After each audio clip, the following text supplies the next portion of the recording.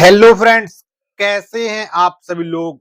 आशा करता हूं आप सभी लोग अच्छे होंगे, स्वस्थ होंगे और घर पर रह करके आप अपने यूपी पुलिस कांस्टेबल के फिजिकल की मन लगा करके तैयारी कर रहे होंगे। और बहुत सारे अभ्यर्थियों के लगातार एक प्रश्न मन में ये जरूर चल रहा है कि यूपी पुलिस कांस्टेबल का जो हमारा डीबीपीएसटी है वो दिसंबर के 3rd वीक में है।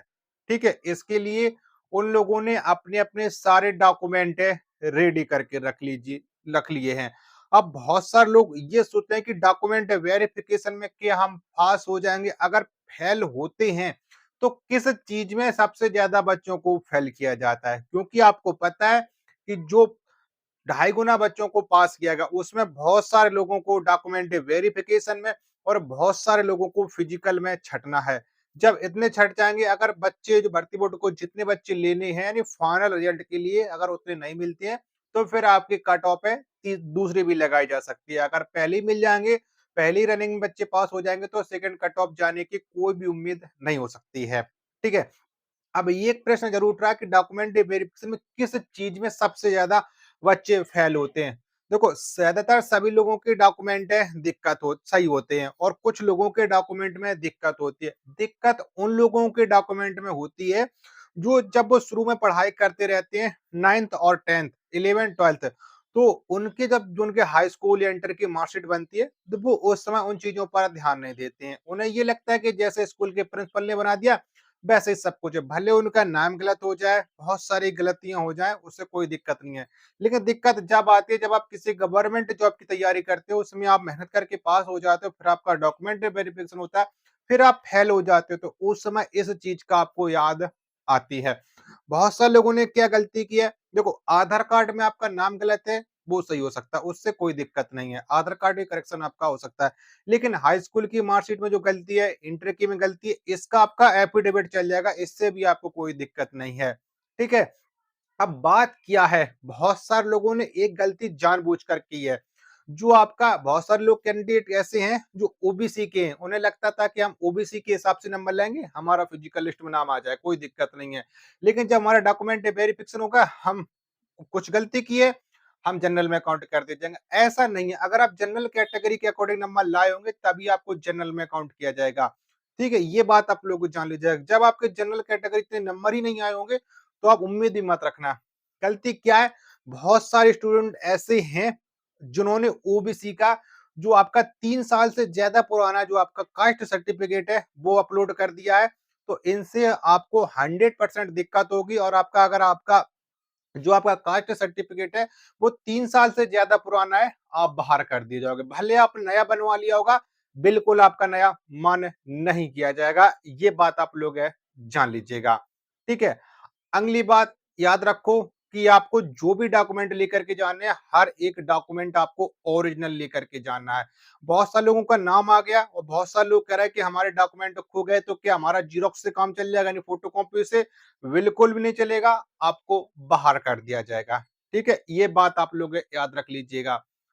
अगली बात, इस चीज को आप लोग सबसे ज्यादा ध्यान रखिएगा, जो मेल कैंडिडेट हैं और जो लोग सोच रहे हैं कि हमारी कम हाइट है, हमारा हो जाएगा, इसमें भी आपको बाहर कर दिया जाएगा।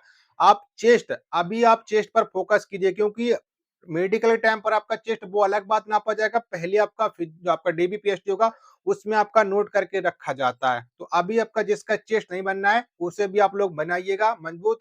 आपको 5 सेंटीमीटर फुलाना है। अगर आपका चेस्ट पर्याप्त नहीं हो पाता, आप बाहर कर दिए जाओगे। हाँ, और जो ईडब्ल्यूएस वाले कैंडिडेट हैं जो ये सोच रहे थे कि हमारा जो वित्तीय वर्ष दिया गया था, जो हमारा जब नोटिफिकेशन आया था, जो वित्तीय वर्ष दिया गया था उस वित्तीय वर्ष का हमारा ईडब्ल्यूएस सर्टिफिकेट नहीं है, हमारा पुराना है, तो वो हमारा चल जाएगा। आपका नहीं चलेगा, आप ईडब्ल्यूएस में काउंट नहीं होगे, आप जनरल कैटेगरी में काउंट होगे। अगर उस टाइम आपकी जनरल कैटेगरी के अकॉर्डिंग नंबर आए होंगे तो आप पास किए जाओगे, अन्यथा आपको भी फेल का रास्ता देखना पड़ सकता है।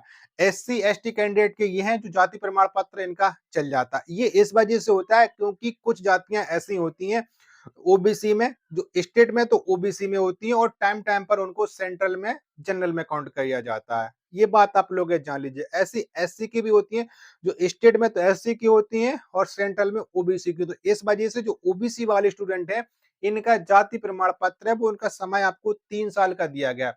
3 साल से ज़्यादा है, आपको दिक्कत हो जाएगी।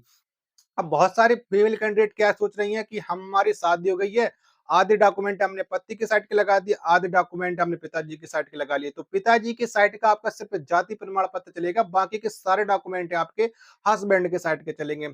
चरित्र प्रमाण पर सबसे ज्यादा आप लोग बच्चों के सबसे ज्यादा कंफ्यूज में ये है कि चरित्र प्रमाण पत्र हम कहाँ से बनवाएं। आपने जहां से आप अंतिम बार पढ़ाई कियोगे, आपने इंटर पास की है, आप जिस स्कूल से इंटर पास कियोगे वहां से आप डॉक्यूमेंट बनवा लीजिएगा चरित्र प्रमाण पत्र। जहां से आप बीए बीएससी या कोई हायर डिग्री कर रहे होगे, जिस स्कूल से कॉलेज से आप पढ़ रहे होगे उससे बनवा लीजिएगा। इस चीज को दिक्कत क्यों ले रहा है, एक दिन थोड़ा मेहनत कीजिएगा। अभी मेहनत कर लोगे तो आप डॉक्यूमेंट वेरिफिकेशन बाहर नहीं होगे। अगर आप सोचोगे कि अरे ठीक है चल जाएगा, कोई दिक्कत वाली नहीं है, कहाँ कॉलेज में जाए यहाँ वहां कहाँ भागते फिरे, तो आप फिर भागते रह जाओगे।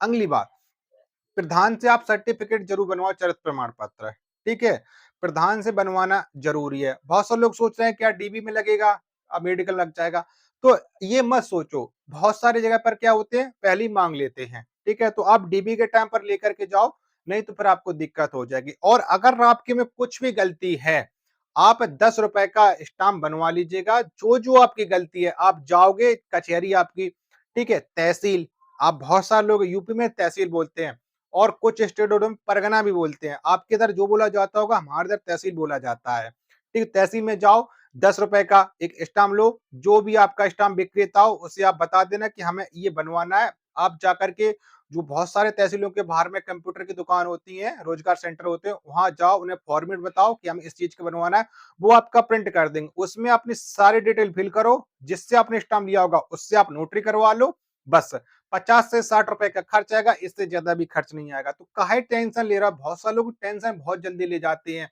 और डॉक्यूमेंट देखो गलती है बनवानी पड़ेगी। आप लोग सोचो कि हम कोई भी गलती हमारी बनी रहे चल जाएगी, हम पास नहीं होंगे, मतलब फेल नहीं होंगे, फेल हो जाओगे।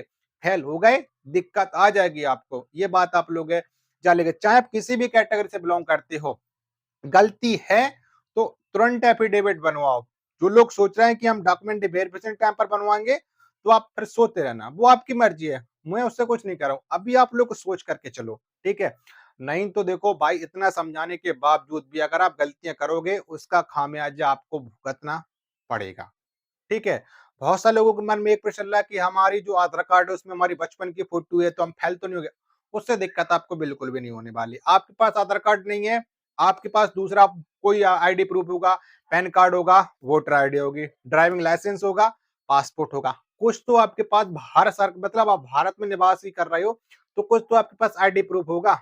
ऐसे थोड़ी के हो गया, आप ना से आपने फॉर्म भर लिया होगा, ठीक है। एक तो बात आप लोग जानते हो, ठीक है। आधार कार्ड में आप करेक्शन कराना चाहते हो तो करा ली, क्योंकि आधार कार्ड में करेक्शन है वो आपके 72 घंटे के बाद अपडेट हो जाता है। उसके बाद आप डाउनलोड अपना कर लीजिएगा जो भी आपके में हो।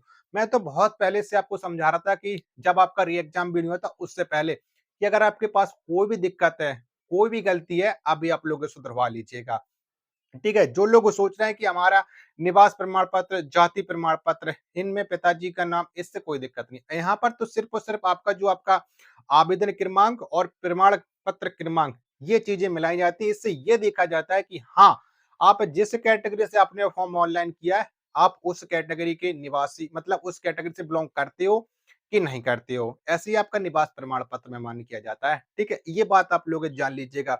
आप अदर स्टेट से बिलोंग करते हो, बहुत सारे अदर स्टेट वाले स्टूडेंट होंगे, उनकी भी गलतियां होंगी, तो आप अदर स्टेट से किसी भी कैटेगरी में हो, यूपी में आप सिर्फ और सिर्फ जनरल में काउंट किए जाओगे। ये बात आप लोग जान लीजिएगा।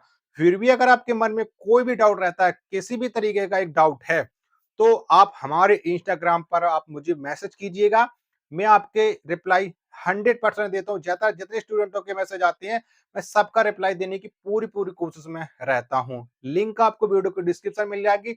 व्हाट्सअप चैनल और टेलीग्राम चैनल को आप लोग जरूर फॉलो कर लीजिए, क्योंकि आपकी जो नेक्स्ट वैकेंसी आने वाली है 40,000 की, उसमें भी मैं आपको हर एक अपडेट आपको अपने व्हाट्सएप चैनल और टेलीग्राम चैनल पर भी आपको मैं प्रोवाइड कराता रहूंगा। अगर कोई भी डाउट है कमेंट कीजिएगा, कमेंट का रिप्लाई आपका प्रॉपर करूंगा। मिलते हैं अपने एक और नेक्स्ट वीडियो के साथ, तब तक के लिए धन्यवाद। जय हिंद, वंदे मातरम।